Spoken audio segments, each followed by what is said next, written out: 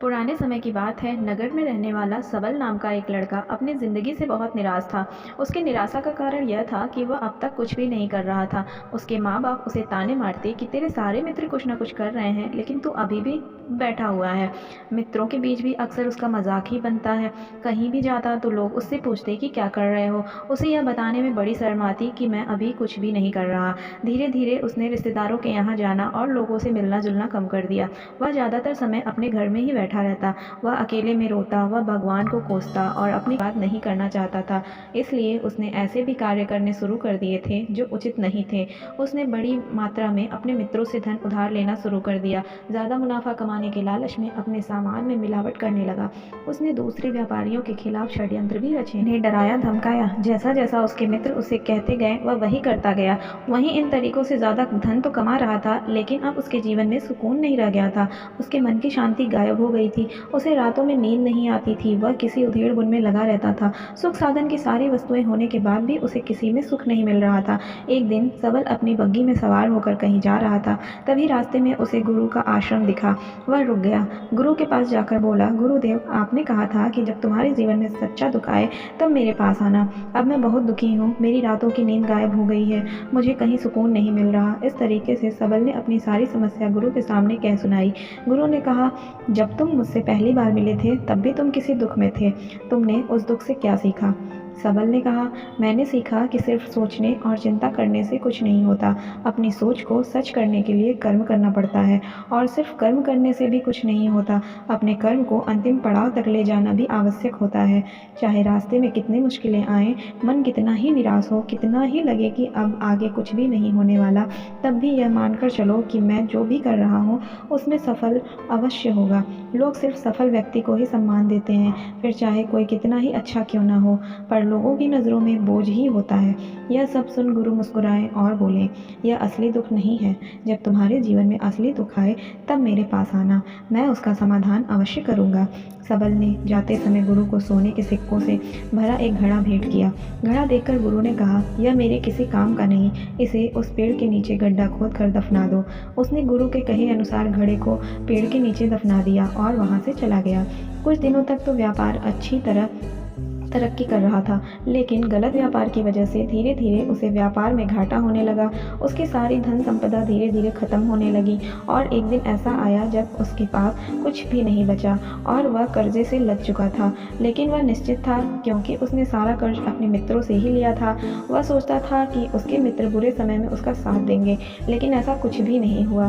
बुरा समय आते ही मित्रों ने ही सबसे पहले अपना उधार मांगना शुरू किया, और उधार वापस ना करने पर जान से मारने की धमकी भी दी। उसके शुभचिंतक, उसे चाहने वाले सबसे दूर हो गए। उसके वह मित्र जो उसके साथ मौज मस्ती किया करते थे, अब उससे दूर भागने लगे। उसके परिवार वाले उसे उसकी गलतियां और कमियां गिनाने लगे। उसकी सारी संपत्ति नीलाम हो गई और उसके पास कुछ भी नहीं बचा। उसने अपने पिता से सहायता मांगी तो पिता ने कहा, मेरे पास ये थोड़ी सी संपत्ति है, अगर मैं यह भी तुम्हें दे दूंगा तो तुम्हारी माँ को कहाँ रखूंगा? यह संपत्ति ही हमारा आखिरी सहारा है। सबल के भीतर बहुत गहरा दुख था। उसके आसपास ऐसा कोई भी नहीं था जो उसके दुख को समझ सके, उसे संभाल सके। लोगों से मिले इस धोखे और विश्वासघात की वजह से वह अंदर तक टूट गया। उसे लगने लगा, अब जीवन का क्या मतलब, अब तो मृत्यु ही एकमात्र सहारा है। वह आत्महत्या करने एक पहाड़ी की तरफ जा रहा था कि तभी उसे याद आया, गुरु ने कहा था जब तुम्हारे जीवन में असली दुख आए तब मेरे पास आना। सबल गुरु के पास गया और अपना दुख कह सुनाया। वह आंखों में आंसू भरकर बोला, मेरे दुख का समाधान कीजिए गुरु।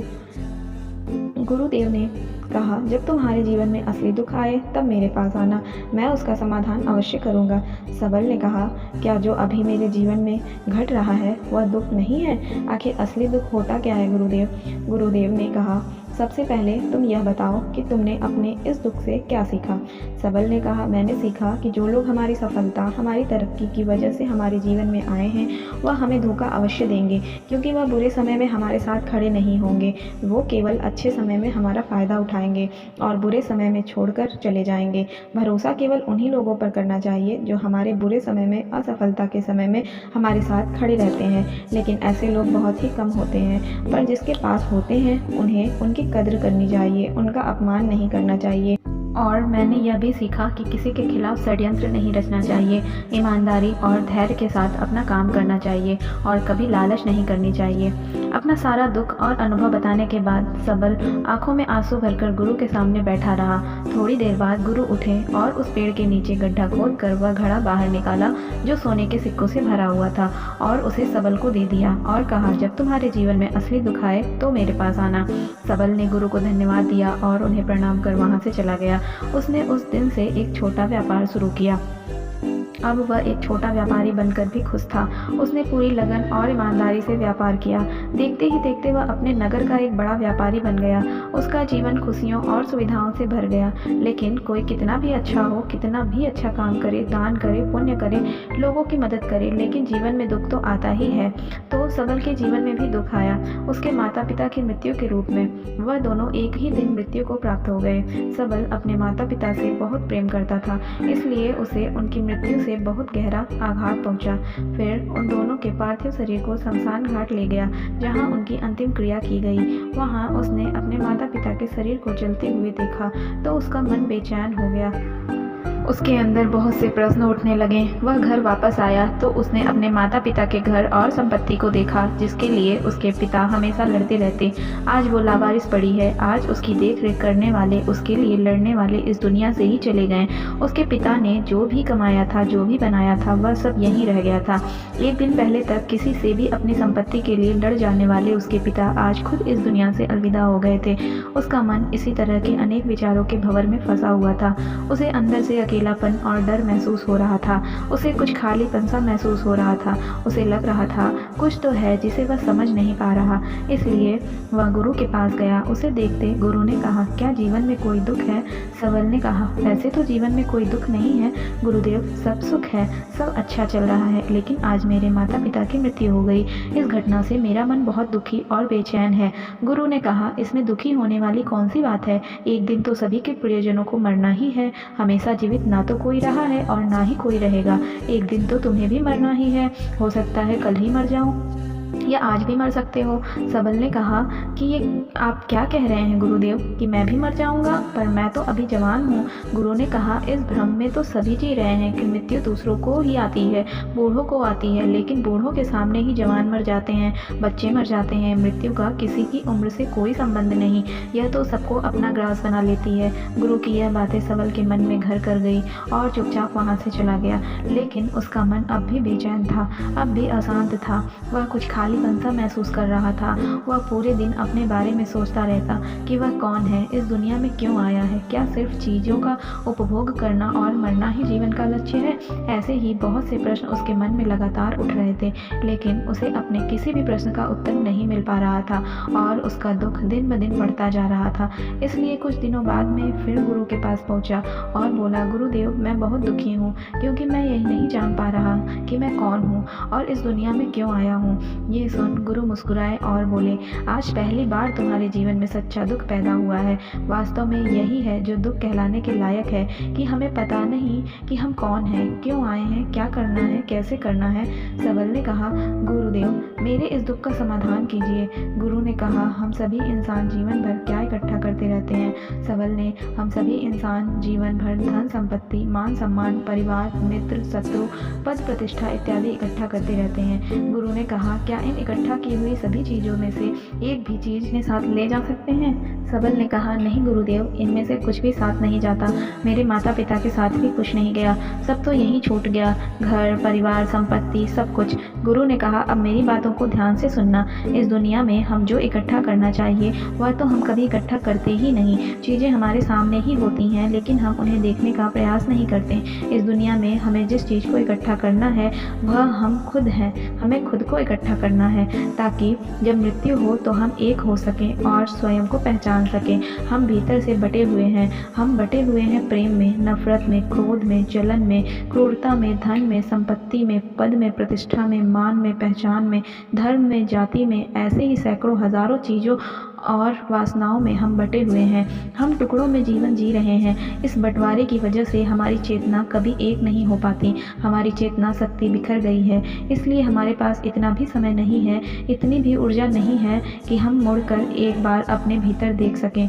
वास्तव में जिस धन की कमी, सुविधाओं की कमी, मान सम्मान की कमी लोग दुख समझते हैं और जीवन भर उसे दुख दुख बोल कर रोते रहते हैं और उनका समाधान खोजने का प्रयास करते रहते हैं, उन्हें उसका समाधान कभी मिलेगा ही नहीं, क्योंकि जिन्हें लोग दुख कहते हैं वह असली दुख है ही नहीं। वह तो सिर्फ इंसान की चाहत है, उसकी इच्छा है, जिसकी पूर्ति कभी नहीं की जा सकती है।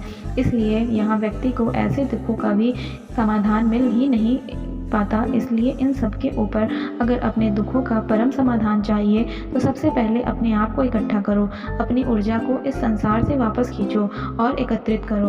अपने ऊपर ध्यान दो, खुद पर ध्यान लगाओ, मृत्यु से पहले अपने आप को पहचान लो, ऐसे ही बिखरे हुए मत चलो। सबल ने कहा, तो क्या गुरुदेव हमें संसार छोड़ देना चाहिए, अपने सभी इच्छाओं को मार देना चाहिए, किसी से प्रेम नहीं करना चाहिए, धन संपत्ति नहीं इकट्ठा करनी चाहिए, मान सम्मान की आशा छोड़ देनी चाहिए? उन्होंने कहा, एक बिखरे हुए मनुष्य के अंदर से कामनाएं, इच्छाएं और वासना ऐसे ही निकलती हैं जैसे पहाड़ से कोई पत्थर गिर रहा हो, जिस पर पहाड़ का कोई नियंत्रण नहीं है सिवाय देखने, परेशान होने और कुछ खोने के।